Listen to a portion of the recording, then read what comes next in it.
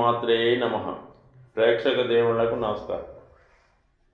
ఈ వీడియోలో మనం మిథున రాశి వారికి ఏ విధంగా వాళ్ళ జీవితంలో అభివృద్ధి చెందుతారు, ఏ ఏ వయసులో వాళ్ళ యొక్క జీవితం టర్నింగ్ పాయింట్ వస్తుంది, అలాగే ఏ ఏ కార్యక్రమాలు చేయడం వల్ల జీవితంలో వీళ్ళ అభివృద్ధి చెందుతారన్న విషయాన్ని పరిశీలించే ప్రయత్నం చేద్దాం. సాధారణంగా మిథున రాశి వారు టేక్ ఇట్ ఈజీ పాలసీ కలిగి ఉంటారు. ఇతరుల్ని చూసి వాళ్ళలో ఉన్నటువంటి గొప్పతనాన్ని కానీ వాళ్ళలో ఉన్న టాలెంట్ని కానీ గుర్తించి వాళ్ళని ఫాలో అవుతూ జీవితంలో అతి తొందరగా సెటిల్ అయ్యే ప్రయత్నం చేస్తూ ఉంటారు. వీళ్ళు ఎక్కడ అభివృద్ధి ఉందో ఆ రంగంలోకి ఎమ్మటనే జంప్ చేస్తూ ఉంటారు. ఎక్కడ అభివృద్ధి లేదో ఆ రంగాన్ని ఎమ్మటనే విడిచిపెట్టి కొత్త రంగం కోసం ప్రవేశపెడుతూ ఉంటారు. ఇంకొకసారి ప్రయత్నం చేద్దాం, కొన్నాళ్ళు వెయిట్ చేద్దాం అన్న ఆలోచన ఈ రాశి వారికి లేదా ఈ లగ్నం వారికి ఎట్టి పరిస్థితుల్లో కూడా ఉండదు. అయితే కాలానికి అనుగుణంగా వీళ్ళు డెవలప్ అయినప్పుడు మాత్రమే వీళ్ళ జీవితంలో సక్సెస్ డెవలప్మెంట్ ఉంటుంది. వేచి చూచే ధోరణి ఉందంటే మాత్రం జీవితం అక్కడితో ఆగిపోతుంది.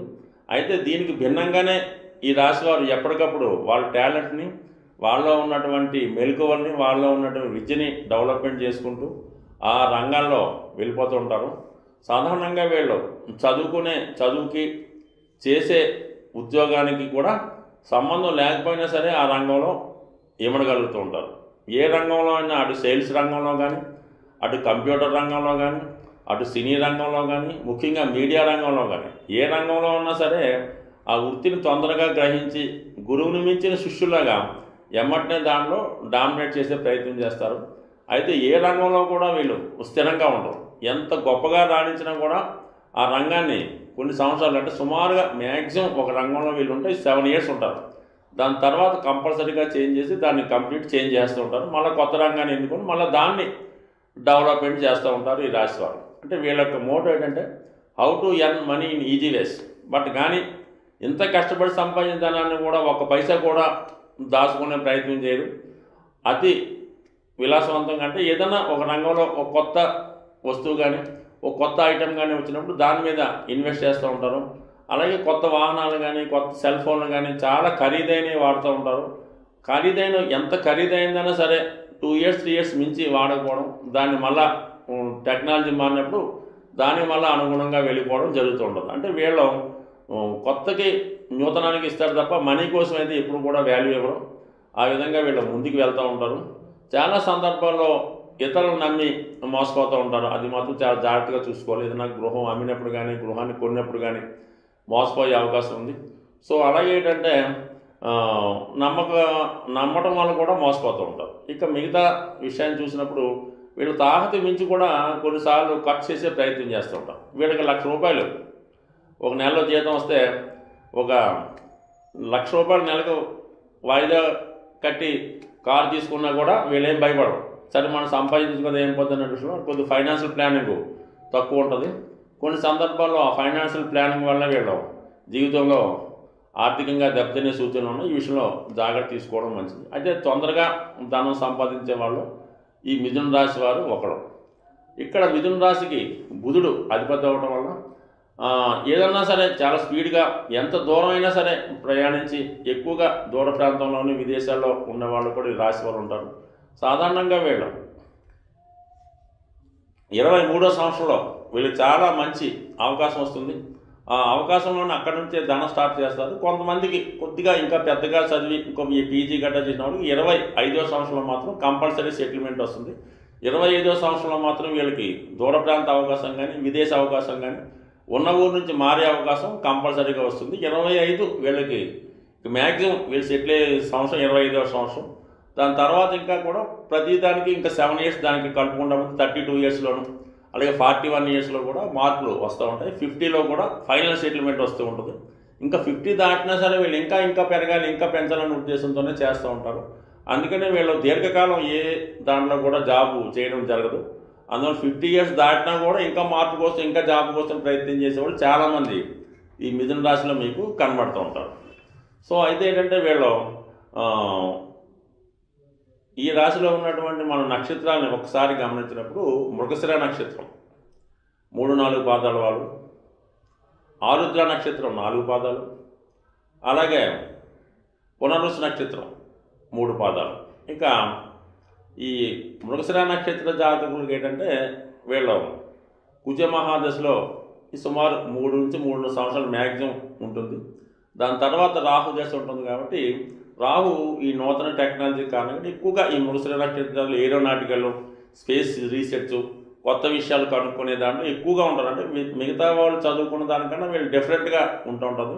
సాధారణంగా ఈ కొత్తగా ఈ సాఫ్ట్వేర్ రంగం వచ్చినప్పుడు ఎక్కువగా ఈ కంప్యూటర్ సైన్స్, అలాగే ఐటీ, ఇన్ఫర్మేషన్ టెక్నాలజీ ఎక్కువగా ఈ మృగశిర నక్షత్ర జాతకులే దాన్ని ఎక్స్ట్రాక్ట్ అవ్వడం, రాహు దశ అవ్వడం కాబట్టి కొత్త విషయాలు కనుక్కోవడం కానీ, అలాగే ఫోటోగ్రఫీ, కెమెరా వీటిలో బాగా రాణించగలుగుతుంటారు. అంటే ఇంచుమించుగా 21-22 సంవత్సరాలకి రాహుదశ పూర్తయింది. రాహుదశ పూర్తయిందంటే గురు మహాదశ రావడంతో వీళ్ళు కంపల్సరీగా ఉన్న ప్లేస్ని విడిచిపెట్టేసి దూర ప్రాంతం కానీ విదేశం కానీ వెళ్ళడం, అక్కడ ఒక PG1 లాంటి చదువు వెళ్ళడం కానీ, వేరే కోర్స్ నేర్చుకోవడం కానీ, దాని తర్వాత ఇంచుమించుగా 25 ఇయర్స్కి వెల్ సెటిల్ అవుతారు. దాని తర్వాత వివాహం, దాని తర్వాత పిల్లలు, ఇవన్నీ కామన్గా జరుగుతుంటాయి. కాబట్టి 25వ సంవత్సరానికి వీళ్ళు కంపల్సరీగా ఈ మృగశిర నక్షత్ర జాతకులు సెటిల్ అవ్వడం జరుగుతుంది.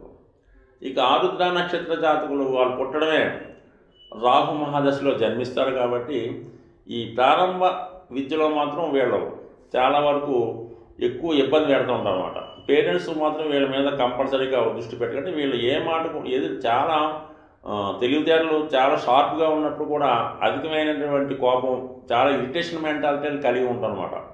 సరే ఏమాత్రం వీళ్ళకి ఆ స్కూల్ నచ్చకపోయినా, ఆ పరిసరాలు నచ్చకపోయినా, అక్కడ ఉన్న ఫ్రెండ్స్ నచ్చకపోయినా ఆ స్కూల్కి వెళ్ళనని మొండి పెడుతూ ఉంటారు. అలాగే టీచర్లను కూడా ఎక్కువగా ఇబ్బంది పెడుతూ ఉంటారు. నచ్చకపోతే అక్కడ చదువుకోవడానికి పేర్చి పెడుతుంటారు. వీళ్ళు ఒకసారి బ్రెయిన్లో ఫిక్స్ అయితే మాత్రం వాళ్ళని మార్చడం కష్టం అవుతుంటుంది. వీళ్ళ మీద మాత్రం ఎక్కువ శ్రద్ధ పెడితే మరి 18వ సంవత్సరం అంటే ఇంచుమించుగా వాళ్ళు పుట్టే పాదాన్ని బట్టి 15-16 సంవత్సరాలకి 10 సంవత్సరాలకి రాహుదశ వీళ్ళు పూర్తయిందంటే ఇంకా తర్వాత వచ్చిన గురు మహాదశ చాలా ఎక్సలెంట్గా ఉంటుంది. ముఖ్యంగా వైద్య రంగం, ఈ పోలీస్ డిపార్ట్మెంటు, నేవీ, అలాగే ఎక్కువగా ఏరోనాటికల్స్ వాటిలో ఈ ఆరుద్ర నక్షత్ర జాతకులు సెటిల్ అవుతూ ఉంటారు. అయితే వీళ్ళు అతి 24వ సంవత్సరంకి మస్ట్గా సెటిల్ అవుతారు.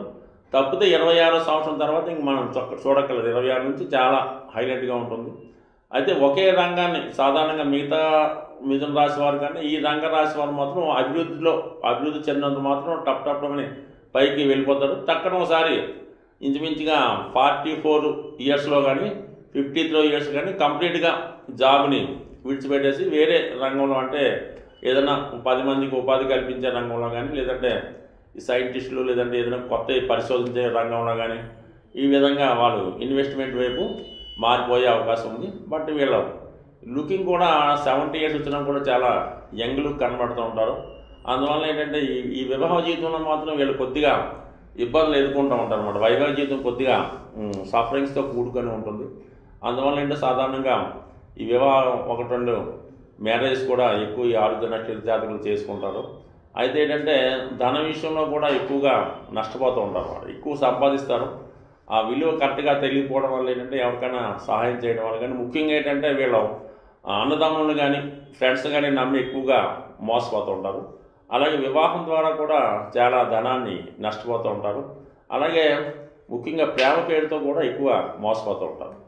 ఇక పునర్వసు నక్షత్రం అన్నది దైవ సమానంగా ఇది మంచి నక్షత్రం కాబట్టి వీళ్ళు ఎప్పుడు కూడా నిరంతరం వీళ్ళ ప్రయత్నం చేస్తూనే ఉంటారు. ఎంత అభివృద్ధి, ₹1,00,000 స్టార్ట్ అయ్యి 2 లక్షలు, 3 లక్షలు, 10 లక్షలు, 12 లక్షలు వచ్చినా కూడా ఇంకా ప్రయత్నం చేస్తూనే ఉంటారు. అయితే సంపాదించిన ధనాన్ని ఖచ్చితంగా సద్వినియోగం చేస్తారు.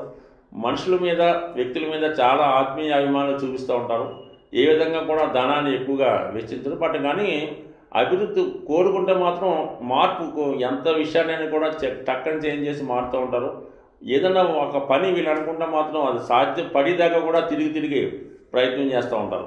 ఏదైనప్పుడు కూడా జీవితంలో అతి తొందరగా సెటిల్ అయ్యేవాళ్ళు మిథున రాశి వారు మాత్రమే.